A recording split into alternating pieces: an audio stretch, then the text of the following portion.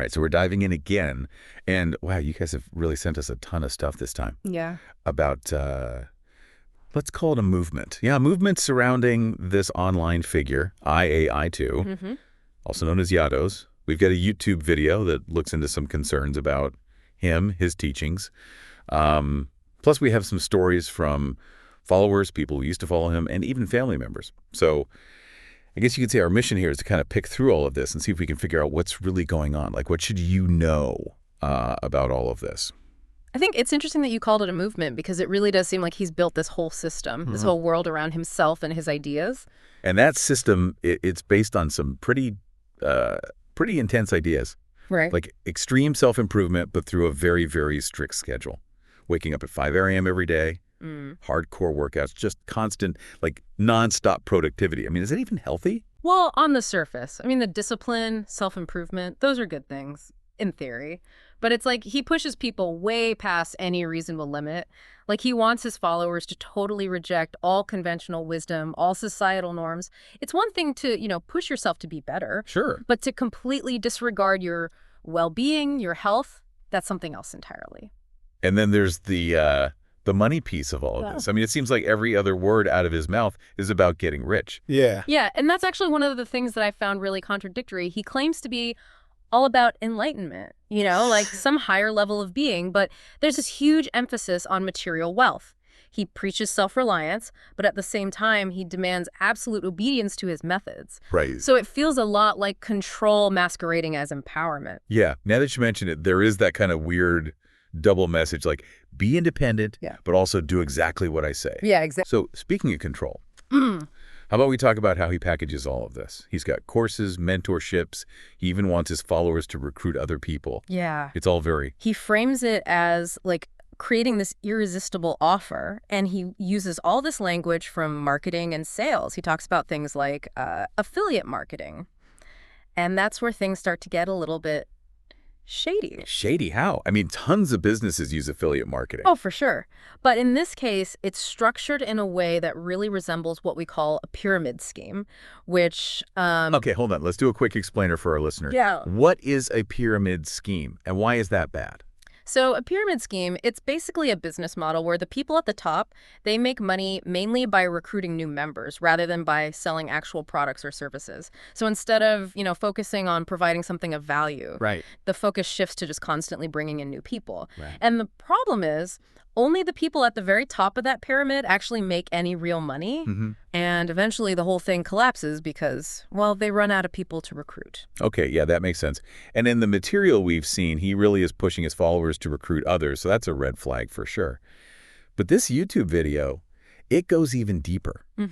It points out some pretty concerning manipulation tactics. We're talking sleep deprivation. Wow. Using specific language that's designed to, like, isolate followers, and even encouraging them to cut ties with their family and friends if those people question his teachings. All of those things, they are so effective at weakening critical thinking, making the follower more dependent on the leader. When you're sleep deprived and physically exhausted, you're much more vulnerable to, to being manipulated. And then when you add in the language... Like when you're constantly being told that anyone outside of his little circle is a pleb, it becomes even easier to just dismiss any concerns as negativity from outsiders.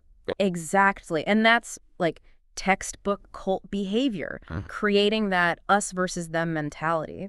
So it creates this really strong sense of belonging within the group, but anyone outside the group is demonized. It's like you're either with us or against us. Exactly. And let's be clear, intentionally using sleep deprivation and language manipulation to isolate people, that's not just like ethically questionable. It can cause some really serious psychological damage. Oh, absolutely. We're talking about things like anxiety, depression, even full-blown mental breakdowns. This isn't just some harmless online trend or fad. Right. This is about real people's lives being negatively impacted. Yeah. And that brings us to the impact this is having on his followers. I mean, the stories that we're seeing here are, they're pretty heartbreaking. Yeah. People are spending all of their savings on these courses. They're abandoning their careers, their relationships. And, their mental and physical health is just deteriorating. And honestly, that might just be the tip of the iceberg. When you go all in on something like this, you really risk losing your sense of self, your identity. Yeah. And once you're that deep, it can be incredibly difficult to come back, to reintegrate into, normal life, especially if you've alienated everyone who cares about you. It's almost like they've been brainwashed or something. And then there's the big red flags that he's putting out there, like the things that should make anyone just stop and think twice. Yeah, these red flags are huge for our listeners to understand. I mean, they could really point to like a genuine danger to the people who are involved. So, like, for example, he encourages his followers to completely disregard medical advice. Oh, wow. He's saying that he's somehow, like, above the laws of the universe or something. And he's normalizing like really harmful behaviors, things like public outbursts, aggression. He actually frames them as signs of strength and power, which is, it's just this dangerous mix of like delusion and manipulation. Yeah, I have to say, I am impressed that this YouTube creator, Claudia Nicolasa, You're right.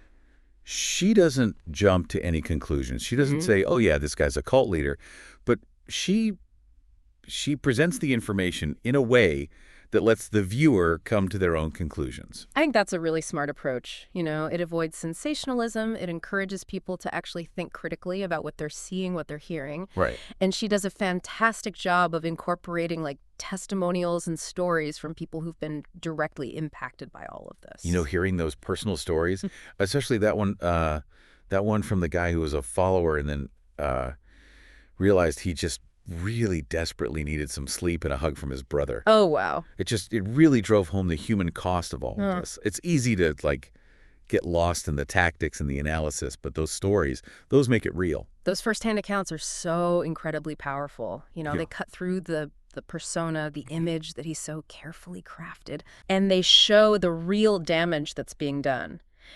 It's a really important reminder that behind all the slick marketing and the pseudo-philosophical jargon, there are real people who are getting hurt. So let's pause here for a second. Think about what we've learned. We've unpacked a lot about this guy, his teachings, the potential dangers. Yeah, absolutely. What stands out to you? What are you most concerned about? I think for me, what really hit home is how calculated all of this seems. Like, it's not just charisma. It's a very deliberate strategy, a strategy of manipulation that's designed to, to exploit people's vulnerabilities. It's scary how good some people are at that. It really is. And it highlights how incredibly vigilant we need to be, especially, online where information spreads so quickly and it's hard to tell what's true and what's not. Yeah. And we're just getting started. We have a lot more to go through in all this material you sent us, especially regarding the psychological side of his teachings. Oh, yeah. There is so much more to unpack here, and it's so crucial for understanding the potential dangers. So definitely stay with us as we continue to take this deep dive into the world of IAI2, also known as Yados. Before we go too deep into like the psychology of all of this, I think it's important to take a step back and look at the broader context. You mean how this all fits into the bigger picture? Like, why should our listener even care about this Llados guy and his followers? Yeah, exactly. Because these tactics, these patterns of behavior, they don't just exist in, like these isolated little online communities. So you're saying this is happening everywhere? Pretty much. We see very similar things in multi-level marketing schemes. You see it in toxic workplaces, even in certain political movements. Wow. So understanding how this kind of manipulation works, recognizing the signs, it's important for, for protecting yourself and the people you care about. That makes sense. Yeah. So what should we be looking for? Like, how can you tell if someone is being, falling prey to this kind of influence? One really big red flag is if you see like a sudden and drastic change in their behavior. So if they start like isolating themselves from their friends, their family, their usual support network, or if their values and beliefs just totally change really quickly, that could be a sign that something's not right. Like those people we heard about in the video, cutting off contact with their families, quitting their jobs. Yeah, exactly. Another thing to look for is this like unquestioning devotion to a particular leader or ideology. If someone starts seeing everything in like black and white terms, if they just dismiss any kind of criticism as an attack, that's a warning sign for sure. And that's where that language manipulation comes in, right? Yes. Creating that whole us versus them thing. Oh, absolutely. People who use cult-like tactics, I mean, they are masters of language. They use very specific words, phrases to create the sense of belonging, this illusion of like specialness, and to make anyone who doesn't conform seem like the enemy. Like Yados with his talk about plebes and losers. Yeah. It makes his followers feel like they're better than everyone else. Right. It's a classic tactic that plays on our very human needs, the need to belong, to feel important. Yeah. So let's say someone listening to this right now, they recognize these patterns and someone they know, a friend or a family member. What can they do? How do you even begin to help someone who's caught up in something like this? That's a really tough question, and unfortunately, there's no easy answer. Yeah. Direct confrontation, a lot of times it just backfires because the person is so entrenched in the group's ideology. They're basically trained to see any criticism as a personal attack. Exactly. The best approach, although it's hard, is to try to just stay connected to them. Express your concern without judging them. And gently try to encourage them to think critically. So more like asking questions, not making accusations. Yeah, exactly. And it's so important to let them know that you care about them, no matter what they believe. Just remind them that you're there for them. Because at the end of the day, these are people who are feeling lost. Right. They're vulnerable. They're looking for answers. They want to be part of something. They just unfortunately ended up in the wrong place. That's exactly why we need to be talking about this stuff. We need to educate ourselves about how manipulators operate. Knowledge is power. The more we understand these dynamics, the better we can protect ourselves and our loved ones. It's like you're learning a new language. Once you understand the code, you can see through the tricks. That's a great way to put it. And that awareness can be incredibly empowering. I keep thinking about that former follower, the guy who was in the video, the one who said he finally realized he needed sleep and a hug from his brother. Yeah. It seems like hitting rock bottom was what finally made him wake up. That's definitely a pattern we see a lot. It's often when the consequences become too painful to ignore. That's when people finally start to question what's really going on. And it's a difficult process. It's painful, but it can be a catalyst for growth and healing. His story really made me think about the power of those personal stories, those voices, cutting through all the BS. In a way, that's what Claudia is doing with her channel, isn't it? Absolutely. She's given those stories a platform.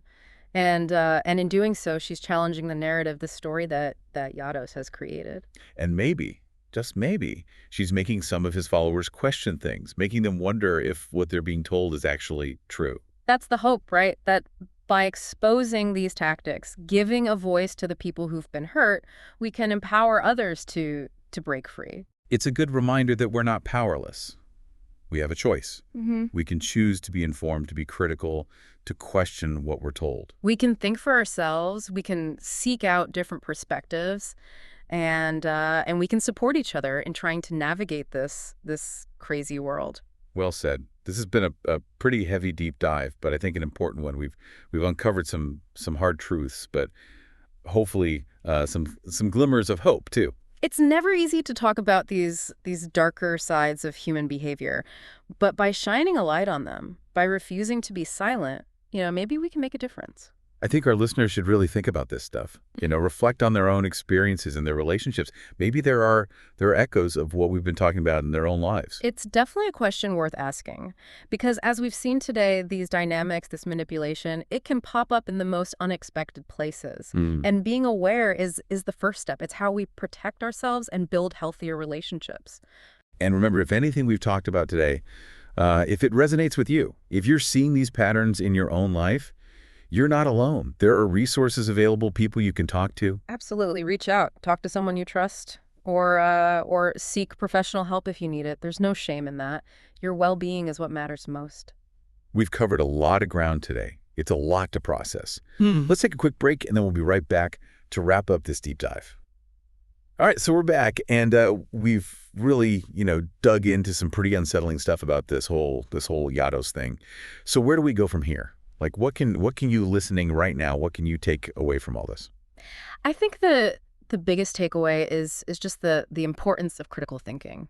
Question everything, especially when it comes to these really extreme ideologies or these big promises of quick fixes.